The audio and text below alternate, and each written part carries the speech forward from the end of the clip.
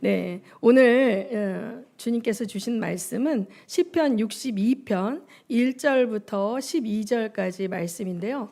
우선 먼저 말씀의 제목을 한번 다 같이 읽어보겠습니다. 시작. 권세는 하나님의 것, 한결같은 사랑도 주님의 것. 동의하십니까? 아멘. 네. 올 한 해 첫 주에 하나님께서 이 말씀을 주셨습니다. 그래서 우리 먼저 시편 62편 1절부터 12절까지 찬찬히 한번 교독하시겠습니다. 시편 62편 1절부터 12절까지입니다. 자, 제가 먼저 읽습니다. 내 영혼이 잠잠히 하나님만을 기다림은 나의 구원이 그에게서만 나오기 때문이다.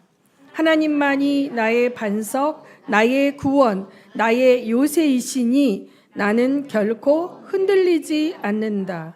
기울어가는 담과도 같고 무너지는 돌담과도 같은 사람을 너희가 죽이려고 다 함께 공격하니 너희가 언제까지 그리하겠느냐.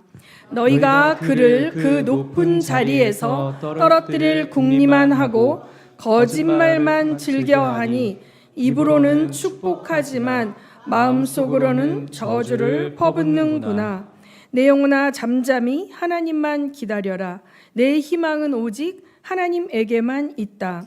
하나님만이 나의 반석, 나의 구원, 나의 요새이시니 나는 흔들리지 않는다. 내 구원과 영광이 하나님께 있다. 하나님은 내 견고한 바위이시요 나의 피난처이시다. 하나님만이 우리의 피난처이시니 백성아 언제든지 그만을 의지하고 그에게 너희의 속마음을 털어놓아라. 신분이 낮은 사람도 입김에 지나지 아니하고 신분이 높은 사람도 속임수에 지나지 아니하니 그들을 모두 다 저울에 올려놓아도 입김보다 가벼울 뿐이다. 억압하는 힘을 의지하지 말고 빼앗아서 무엇을 얻으려는 헛된 희망을 믿지 말며 재물이 늘어나더라도 거기에 마음을 두지 말아라. 하나님께서 한 가지를 말씀하셨을 때에 나는 두 가지를 배웠다.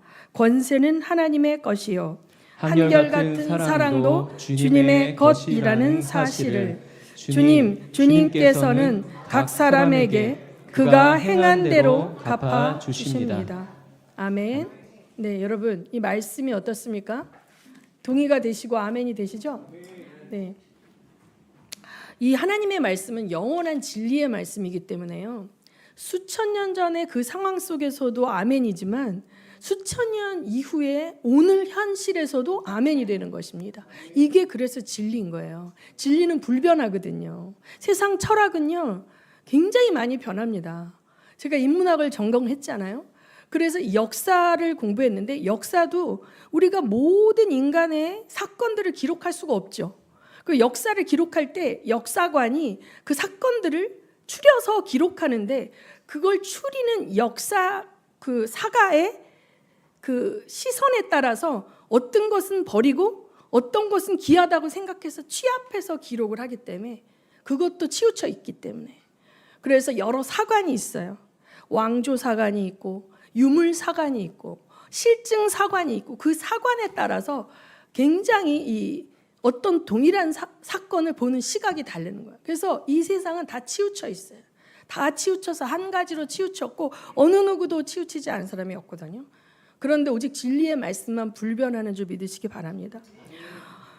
정말 세상이 시끄러운데 저는 이 말씀을 제가 뽑으려고 뽑은 것도 아니고 우리 이 목장 식구들하고 매일 아침 시편을 가지고 묵상을 하는데 이 시편 말씀이 요새는 아침마다 딱딱 떨어지 읽을 때마다 마치 이때를 위하여 하나님이 수천 년 전에 다윗을 통해서 기록하셨구나라고 생각되어질 만큼 우리 오늘날의 현실에 너무나 정확한 말씀들이 선포되어집니다.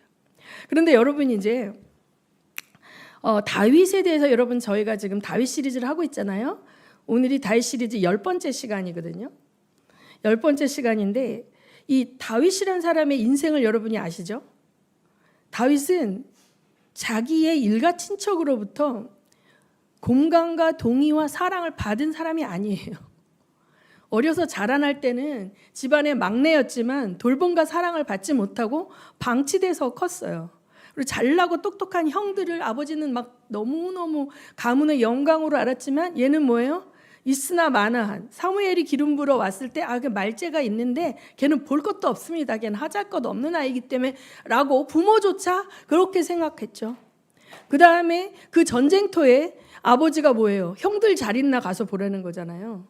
형들은 너무 소중하니까 그 형들에게 먹을 것도 갖다 주고 도시락도 싸다 갖다 줘야 되는데 너는 뭐야? 그 어린아이인데 10대인데 그 위험한 지경에 내보내는 거에 대해서 아버지가 아무 관심이 없어요. 얘는 하나 죽어도 별 타격이 안 가는 자식이었던 거예요. 그래서 그 위험을 무릅쓰고 형들이 그 블레셋과 대치하고 있는 전쟁터에 나갔을 때 형이 야 너 어떻게 여기 왔냐, 이렇게 위험한데 왔구나 막 이런 게 아니라 뭐예요? 형이 엄청 꾸짖었잖아요. 너 왜 양은 안 돌보고 여기 나타났어? 너 전쟁 구경하러 왔지? 막 이러면서 막 힐난을 했어요. 그런가 하면 어떻습니까? 여러분 이제 뒤에도 나오겠지만 정략 결혼을 할 수 없이 하죠. 미갈하고 결혼했을 때 그 미갈이 자기 사랑함을 통해서 아버지가 이제 다윗을 붙들어 놓을 목적으로 줬지만 뺏겨가지고 다른 사람의 아내로, 남자에게 있어서 가장 치욕이 뭡니까? 그 자기 사랑하는 사람을 지키지 못하고 그거를 빼앗겨서 다른 사람에게 줘버려요. 그리고 이 여자도 상처가 있어서 다윗이 법궤가 들어올 때 하나님 찬양할 때 다윗을 어떻게 합니까? 멸시하죠. 멸시해요. 다윗의 인생에 있어서 아무도 진정하게 다윗의 동역자였던 사람은 단 한 사람도 없습니다. 아굴람 동굴에서 300명 다윗의 용사들이 있었지 않습니까?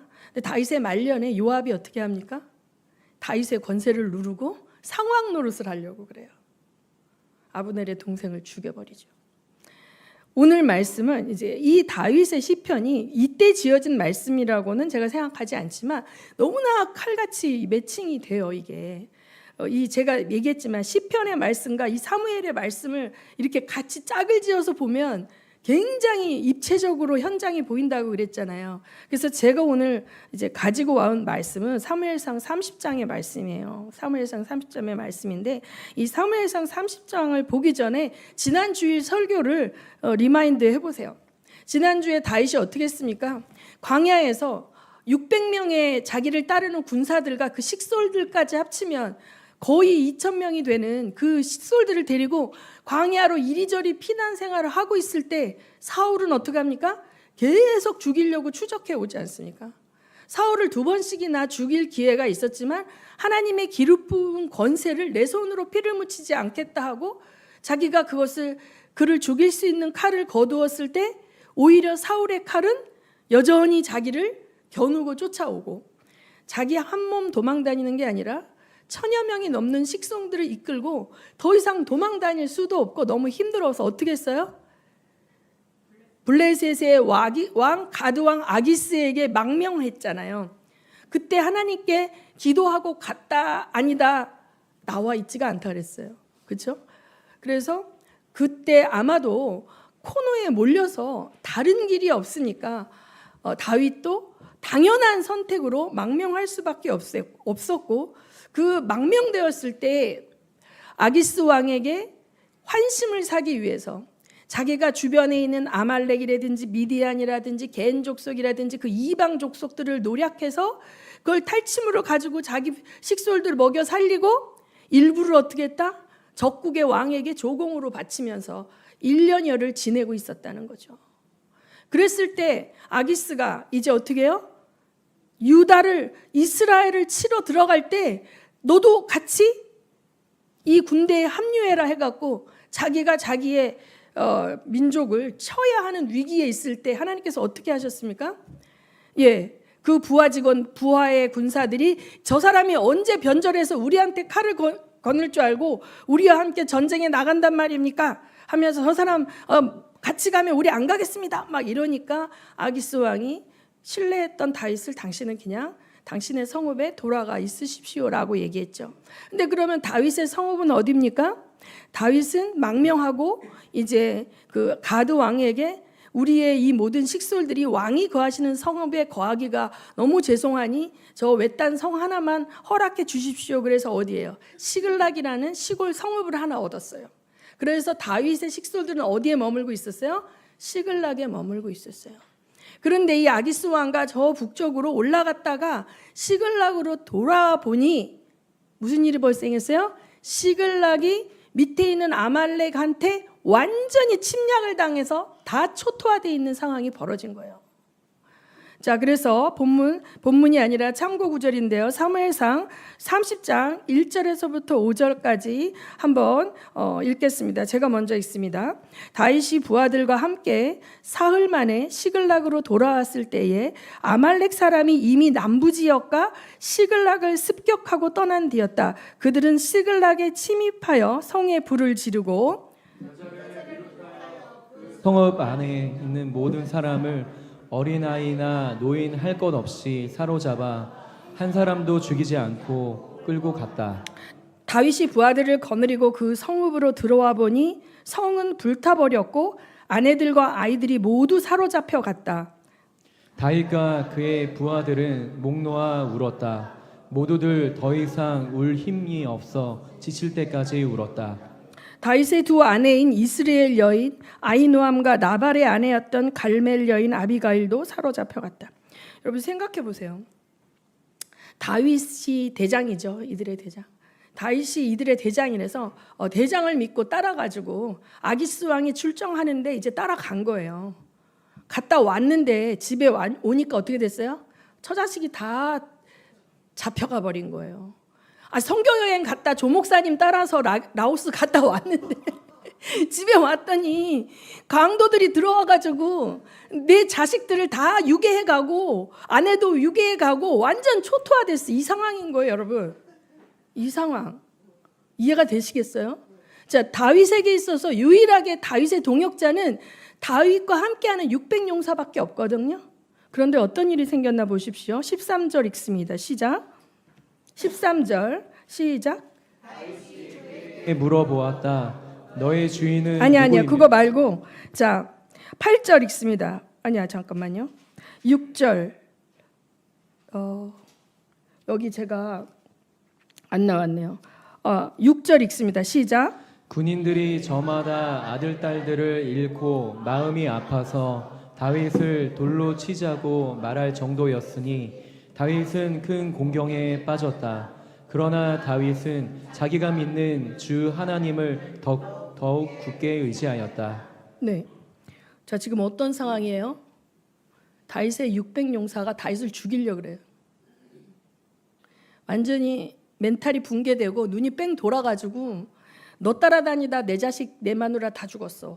어떡할 거야? 나도 너 죽이고야 말겠어. 이러면서 달겨들고 일어나는 상황인 거예요. 지금 우리나라랑 너무 비슷하죠?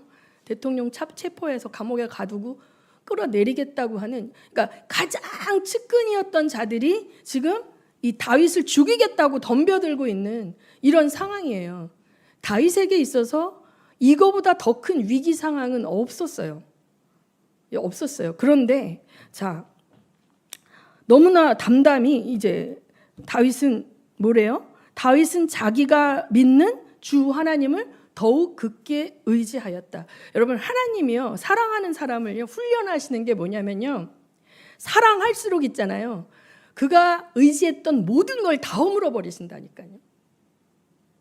다윗에게 있어서 가족하고도 나누지 못하는 이야기들을 자기의 전우들인 그 군사들하고는 아마 나눴을 거예요. 근데 이제 그 군사들이 너 죽이겠다고 덤비는 상황이에요. 그런 상황이에요. 그리고 다윗의 잘못도 아니죠. 아말렉이 쳐들어올 걸 다윗은 몰랐죠. 하나님 막아주실 수도 있었는데 아말렉이 쳐들어와서 그것도, 그런데 하나님, 이게 말씀을 여러분이 제 설교를 듣고요, 성경을 다시 한번 찬찬히 읽어보세요. 다 사로잡아 갔는데 한 명도 죽이지 않고 다 사로잡아 갔어요. 아말렉이 와서 다 칼로 쳐서 죽일 수도 있는데 단 한 명도 죽이지 않고 다 산채로 끌고 갔단 말이에요. 자, 그러면 이 환난과 전쟁통에 이들을 포로로 끌고 가는 상황 속에서도 뭐가 있다? 생명을 보호하시는 하나님의 손길이 있는 거예요. 그럼 하나님 아예 막아주시지 왜 쳐들어와서 끌고 가게 허락하시냐는 거예요. 훈련입니다, 여러분. 훈련입니다. 다윗은 하나님의 마음에 합한 자고 하나님께서 가장 칭찬한 사람인데 다윗은 가장 잔혹하게 훈련받았어요. 여러분, 구약의 창세기 아브라함도 하나님이 칭찬했지만 가장 잔혹하게 훈련받았어요. 100세에 얻은 아들을 바치라는. 자, 하나님의 훈련은요, 사랑하는 자일수록 난이도가 높아요. 순종하기 어려워요. 자, 다윗이 그제서야 이 상황에서 정말 멘붕이 오고 사람들은 막 죽여라 죽여라 다윗을 잡아 죽여라, 저 밖에서 막 다윗의 군사들이 막 난리치고 흥분하고 있는데 제사장 아비아들에게 에봇을 입고 나에게 오라 그래요. 그래서 그 제사장 앞에서 기도하고, 자, 이 아말렉 군사를 쫓아서 우리가 가서 저들을 치리까 말리까 기도하고 물어요. 에봇에 있는 제비를 뽑았을 때 따라가라, 치라, 이렇게 나오는 거예요. 지금 전쟁할 상황이 아니거든요. 왜냐하면 이들은 이미 지쳤어요. 아기스 왕을 따라서 행군을 했다가 돌아왔기 때문에 쉬지도 못했고 엄청 지친, 육체적으로 피곤한 상태에 가족들이 전부 사로잡혀 갖고 그 도시가 다 초토화돼서 마음이 뭐예요? 완전히 깨지고 멘붕이 온 상태예요. 헷가닥해서 자기의 리더인 다윗도 죽여버리겠다고 하는 이 군대를 이끌고 전쟁에 나가라는 거예요, 하나님은. 이게 순종할 수 있는 명령이라고 생각하세요? 다윗이 여러분 한번 돼보세요. 가다가 죽을 수도 있어. 뒤에서 군사들이 날 찔러서 너 따라다니다가 내가 언제까지 이 고난만 살고 이렇게 할 수 있는데 다윗은 어떻게 하였다? 하나님을 더욱 의지하였다. 굳게 의지하였다. 어디까지 끌고 내려가시나? 저는 대한민국이 이 자유민주주의 국가로 건국할 때 아무 대가를 치르지 않았어요. 대한민국을 자유민주주의 국가로 건국하게 했을 때 우리는 왕조 국가에서 신분제 사회에서 살던 사람들이 자동적으로 시민권을 얻고 투표권을 얻었어요. 내 손으로 이 투표할 수 있는 권을 얻었어요. 저는 역사를 전공했잖아요. 서양의 역사를 전공했잖아요. 그러면 이 서양의 일반 백성에게 투표권이 오기까지 몇백 년이 걸렸거든요. 그 전에는요, 왕과 귀족이 독점했던 권세가 시민에게 내려오고 그 시민 안에서도 여자에게는 안 내려왔어요. 그런데 이것이 만인에게, 남녀에게 내려오기까지 피 흘리는 순간순간에 그 인권과 주권을, 국민 주권을 획득하기 위한 엄청난 전쟁의 시간들이 몇백 년이 있었어요. 길게는 몇백 년, 1000년 가까이. 근데 대한민국은 건국하면서 뭣도 모르는데 어제 누구지 갓난이 노예의 딸이었던 여종에게도, 또 양반집 교수 누구에게도, 여인들에게도 그냥 참정권이 딱 주어져 버린 거예요. 뭔지도 모르는데 받은 거예요, 대한민국이. 그래서 이것이 귀한 거를 모르고 우리는 감사가 없어요. 그래서 저는 지금 하나님께서 우리를 훈련하고 계신다. 정말 우리가 나라를 위해서 기도하면서 이 하나님께서 주신 이 가치를 지켜내기 위해서 눈물로 기도하기를 원하신다. 저는 어젯밤에도 잠을 못 잤어요.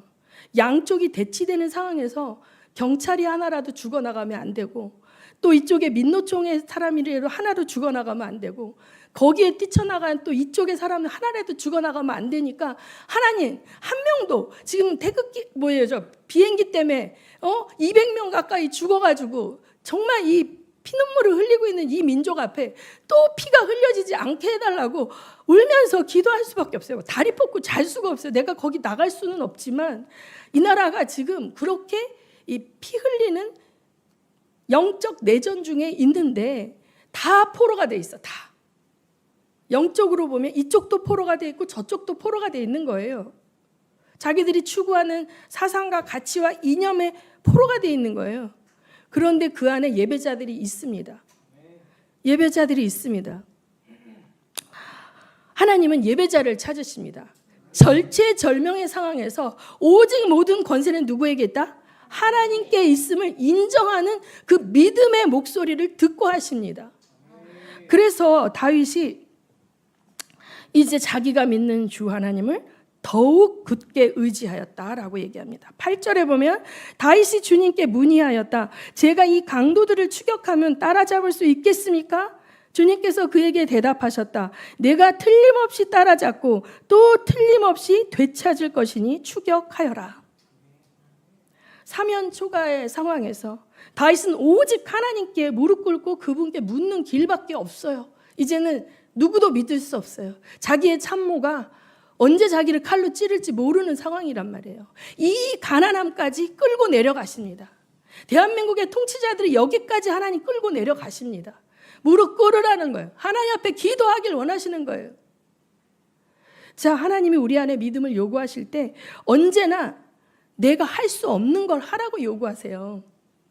여러분은 믿음으로 행한다고 하지만 하나님께서 그 믿음을 진짜 요구하실 때는 여러분이 상식적으로 순종할 수 없는 거를 요구하시는 게 그때 여러분의 믿음이 진가가 되는 거예요. 그럼 여러분은 그걸 순종하지 않을 수 있는 여러 이유가 있어요. 100가지도 넘는 이유를 댈 수가 있어요.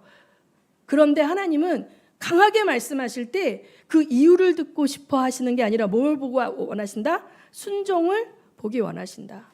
다윗이 어떻게 했습니까? 할 수 없는 상황에서 그 전쟁에 따라갑니다. 아말렉을 추적하러 갑니다. 자기 경험, 자기 생각, 주변 사람들의 충고가 아니라 기도하고 하나님께서 주신 걸로 붙들고 나갑니다. 하나님의 사람들이 이렇게 할 때 뭘 경험하게 되냐면 하나님의 기적을 경험합니다. 하나님의 기적은 믿음의 사람들만 경험하는 것이지 내가 할 수 있는 안전한 것, 내 선에서 내 지식으로 주변 사람들의 말을 듣고 행한 것에서 하나님의 기적을 경험할 수 없어요. 아, 내가 그때 선택을 참 잘했지? 내가 그때 그 사람 말 듣길 잘했지? 내가 이럴 때를 대비해서 공부해 놓길 잘했지? 이렇게 하죠. 그런데 정말 할 수 없는 상황에서 미친 짓과 같은 상황에서 하나님의 명령이 왔을 때 그것을 죽으면 죽으리라 순종했을 때 경험하게 되는 기적은 오직 하나님께만 영광 돌리게 되는 줄 압니다. 그래서 하나님은 이러한 자들에게 반드시 승리를 주시는 줄 믿으시기 바랍니다. 하나님은 여호와의 이레의 하나님인데 이 하나님의 비밀 무기를 반드시 준비해 주십니다. 오늘의 스토리 속에 자 11절 30절 11절 12절 읽습니다. 시작. 군인들이 들녘에서 한 이집트 사람을 발견하여 다윗에게로 데리고 왔다. 그들은 그에게 빵을 주어 먹게 하고 물을 또 주어 마시게 하였다. 그들은 또 그에게 무화과 한 개와 건포도 뭉치 2개를 주었다. 그는 밤낮 사흘 동안 빵도 먹지 못하고 물도 마시지 못하였으므로 이렇게 먹고서야 제정신을 차렸다.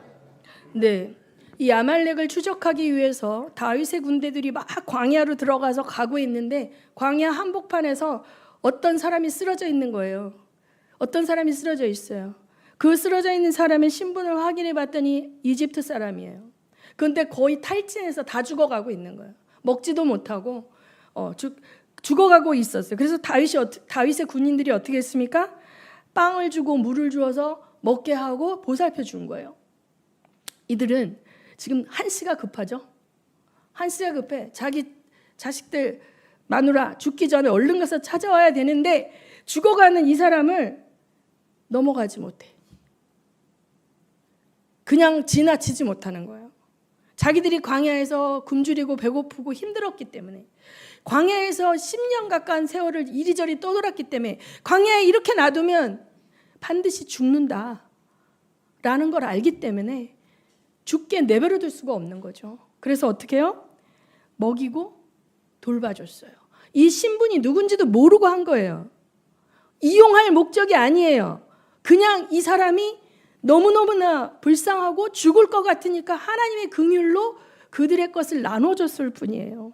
자, 그랬더니 13절 읽습니다. 시작. 다윗이 그에게 물어보았다. 너의 주인은 누구이며 내가 사는 곳은 어디냐? 그가 대답하였다. 저는 이집트 소년으로서 아말렉 사람의 노예로 있었습니다.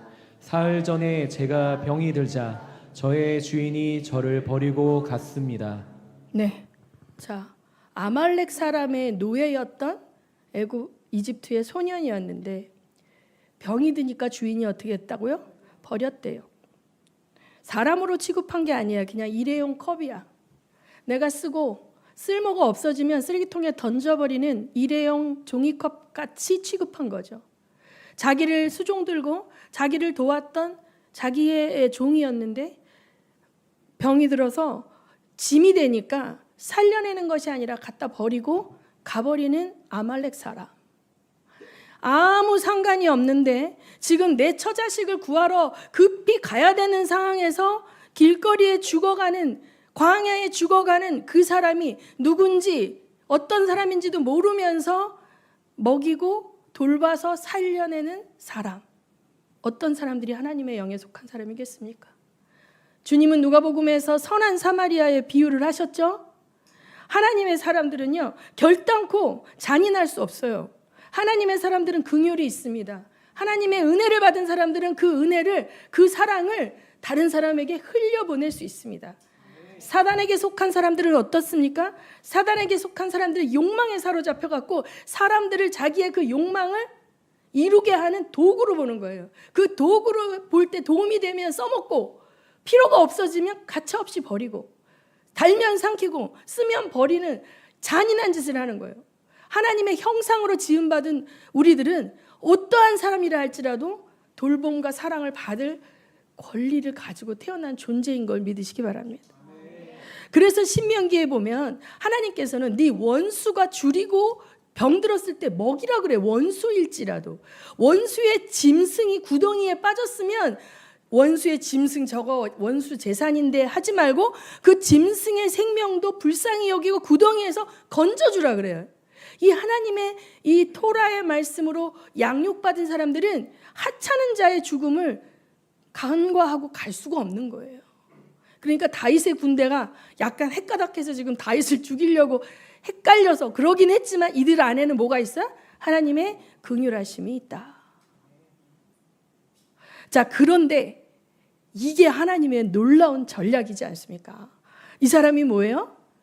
아말렉의 군대에 있었던 사람이에요. 자, 13절부터 19절까지 우리가 교독합니다. 다윗이 그에게 물어보았다. 너희 주인은 누구이며 내가 사는 곳은 어디냐? 그가 대답하였다. 저는 이집트 소년으로서 아말렉 사람의 노예로 있었습니다. 사흘 전에 제가 병이 들다 저의 주인이 저를 버리고 갔습니다. 우리가 습격한 지역은 그렛 사람의 남부 지역과 유다 지역과 갈렙 사람의 남부 지역이며 시글락도 우리가 부질렀습니다. 다윗이 그에게 또 물었다. 네가 나를 그 습격한 자들이 있는 곳으로 데려다 주겠느냐? 그가 대답하였다. 저를 죽이지 아니하시고 저를 주인의 손에 넘기지도 아니하시겠다고 하나님의 이름으로 저에게 맹세하시면 그 습격자들이 있는 곳으로 모시고 가겠습니다.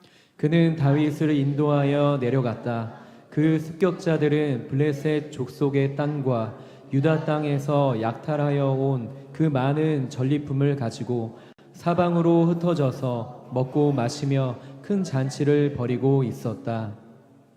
다윗이 새벽부터 그 이튿날 저녁 때까지 그들을 치니 그들 가운데서 낙타를 탄 젊은이 400명이 도망친 것 말고는 한 사람도 살아남지 못하였다. 이리하여 다윗은 아말렉 사람에게 약탈당하였던 모든 것을 되찾았다. 두 아내도 되찾았다. 다윗의 부하들도 잃어버린 것을 모두 찾았다. 다윗은 어린아이로부터 나이 많은 노인에 이르기까지 아들과 딸 그리고 전리품에서부터 아말렉 사람이 약탈하여 간 모든 것에 이르기까지 그 모든 것을 되찾았다. 여기서 모든 것이라는 단어가 되풀이되고 있어요. 여러분, 하나님의 비밀 무기가 있어요. 이 아말렉 사람, 아말렉에 속했던 이 에집트 노예였던 소년은 하나님이 숨겨둔 비밀의 무기예요. 이 무기를 하나님은 여호와 일에 하나님 예비해 두셨는데, 자, 이걸 그냥 떡 주는 게 아니라 어떻게 합니까? 원수가 그러면 어떻게 해요? 먹이고 입힌 거죠. 자, 여기서 시글락을 친 것도 자기네라고 이 고백을 하지 않습니까? 자기 처자식을 이렇게 끌고 가고 약탈한 그 아말렉에 속한 자였다라는 정체가 밝혀졌어도 그를 죽이지 않고 네가 날 도와줄 수 있겠냐? 이 소년이 뭐래요? 도움을 받고 죽일 수도 있죠. 많은 사람들이요, 이 후한을 없애려고요 돕고 죽입니다. 그런데 약속하라, 하나님의 이름으로 나를 써먹고 버리지 않겠다. 이 버림받은 사람이니까 또 버리지 않겠다고 약속하라. 그러면 내가 안내하겠다 해서 다윗의 군대는 지쳐 있지만 이리저리 일로 갈까 저리 갈까 막 허탕치지 않고 낭비되지 않고 딱 그곳에 바로 도착해서 그들이 아무도 따라올지 못할 거라고 생각하고 흥청망청 잔치 벌이는 그 상황에서 완벽하게 승리할 수 있었습니다. 아멘. 하나님의 비밀이 이렇게 있다니까요. 하나님의 비밀, 그 하나님이 가진 권위에 복종하는 다윗에게 이제 하나님 뭘 하냐면 하나님께 받은 사랑을 나눠줄 수 있겠냐, 원수에게라도 나눠줄 수 있겠냐라는 테스트에서 다윗과 다윗의 훈련받은 그 군대들이 그것을 실천했을 때 승리의 키가 되는 비밀 병기가 딱 나타나는 것입니다. 아멘. 네, 그래서 하나님께서는 우리에게 그냥 주시지 않아요. 이 스토리를 통해서 여러분 오늘 우리가 배워야 할 하나님이 주시는 교훈을 잘 깨달으시기 바랍니다. 우리에게 처한 상황에서 하나님은 우리를 철저히 믿고 따르는가 아닌가 하는 믿음의 테스트를 하신다. 그 믿음의 테스트는 뭐냐? 순종할 수 없는 상황에서 순종하는가 아닌가를 보시는 것이다. 그 다음에 언제 어디서나 어떤 상황에서도 하나님의 형상을 입은 사람들을 불쌍히 여기고 환난에 처한 자들에게 최선을 다해 도와라. 적군에 속했던 자라 할지라도 그가 줄이고 죽어가거든 살려내라. 이 테스트를 대한민국이 통과해야 된다고 믿습니다. 물고 뜯고 싸우고 정말 너무나 살기가 등등한 양쪽 진영 가운데에서 정말 하나님께서 이 나라를 위해서 허락하고 예비하신 길이 무엇인지 기도하고 묻고 따르며 한 사람 한 사람을 증오하고 미워하는 그 죄에 벗어나야 된다고 생각합니다. 자, 만약 이들이 좌절하고 낭망해서 그 리더들이 갖고 있는 권위를 대적하고 끌어내리고 다윗을 죽였다면 어떻게 될까요? 다윗을 돌로 쳐서 죽였다면 다윗만 죽는 게 아니라 그들도 결국은 죽을 수밖에 없어요. 600명은 오합지졸로 변할 수밖에 없어요. 그들이 군사훈련을 받은 자들이 아닙니다. 그들은 원통한 자, 빚진 자, 세상의 마이너리티들이에요. 그들이 용맹한 군사가 될 수 있었던 것은 하나님의 기름 부음을 받은 다윗이 그들을 이끌었기 때문인데 그들이 분노해서 혼적으로 육적으로 혈기 부려서 자기의 리더를 돌로 쳐서 죽이고 버려버리면 이들은 순간에 오합지졸로 변해서 결국은 사울의 군대에 먹히든지 아말렉에게 당하든지 블레셋에게 당하든지 여기저기 사방팔방에 널려있는 적들에게 다 흡수되거나 멸절될 수밖에 없었을 것입니다. 그런데 여기에서 이들이 혼미 가운데 헤매고 있을 때 리더가 어떻게 했습니까? 하나 앞에 나가서 하나의 뜻을 발견하고 다시 꿋꿋이 이들을 하나님의 뜻 가운데로 이끌었을 때 어떤 역사가 일어납니까? 하나님의 놀라운 승리가 예비되어 있었습니다. 2025년 하나님에게 여러분에게 예비한 전쟁은 다 다를 것입니다. 이 대한민국이라는 나라 전체에게도 영적 전쟁이 예비되어 있죠. 우리 조 목사님이 요새 영적 전쟁에 대해서 많이 설교하셨죠. 여러분 한 사람 한 사람에게도 하나님이 예비하신 영적 전쟁이 있습니다. 왜? 여러분을 사랑하시기 때문에. 여러분이 의지하는 그것이 아니라 하나님만 붙들고 영원한 하나님 나라에서 하나님이 상 주실 수 있는 인생을 살아가게 하기 위해서 불타 없어질 것들을 붙들고 있는 여러분을 전쟁으로 끌어내시고 마음이 가난해질 만큼 고난 가운데 낮추시는 가운데 여러분이 어떻게 하시나 보고 계십니다. 여러분이 하나님 앞에 전심으로 주를 붙들고 의지하는지, 아니 누구 좀 만나봐야 되겠다, 아니 이 사람 만나봐야 되겠다, 누구 좀 찾아봐야 되겠다, 아니 그게 아니라 이렇게 하면 안 될까? 여러분이 이리저리 분주하게 다닌다고 해서 전쟁에 승리하는 것이 아닙니다. 전쟁에 승리하는 것은 하나님의 비밀을 받아야 돼. 하나님의 전략을 받아야 돼. 그 하나님의 전략만 내 것이 되면 한 방에 완전한 승리가 오는데, 그것을 놓치면 헛고생하는 거예요. 자, 여러분 이 시간에 한번 생각해 보십시오. 내가 치러내야 할 전쟁은 무엇인가? 하나님 나에게 어느 부분에 있어서 믿음을 요구하시는가? 내가 버려야 할 어떤 허탄한 것은 무엇인가? 하나님은 우리가 믿고 결단하고 하나님 뜻에 순종하여 먼저 그의 나라와 그의 뜻에 순종할 때 하나님은 하나님이 준비한 비밀 카드를 여러분에게 주실 것입니다. 영적 전쟁에서 승리할 수 있는 놀라운 전략을 풀어주실 것입니다. 그러나 여러분이 하나님을 따르지 아니하고, 여러분이 합리화하고, 여러분이 요구되어지는 믿음을 여러분이 거절하면 사울의 길로 가게 될 것입니다. 사울은 엄청나게 전쟁에 나갔어요. 40년을 이스라엘을 위해서 싸웠습니다. 그러나 맨 마지막에 그는 패장이 되어 자살할 수밖에 없는 게 사울의 인생의 마지막이거든요. 이 사무엘서를 통해서 오늘 우리가 살아가는 성도들이 배울 것이 너무나 많습니다. 이 전쟁은 진짜 우리가 피 흘리고 싸우는 전쟁이 아니라 우리를 죽이고 도적질하고 자기의 포로로 만들어서 인생을 허비하게 만드는 악한 원수 사단의 영, 마귀의 그 계략에 우리가 어떻게 승리하냐를 보여주는 말씀입니다. 이 사무엘의 말씀. 우리가 심령이 가난해진다는 것은요, 비굴해진다는 것이 아니라 오직 하나님만 나를 도우실 수 있다.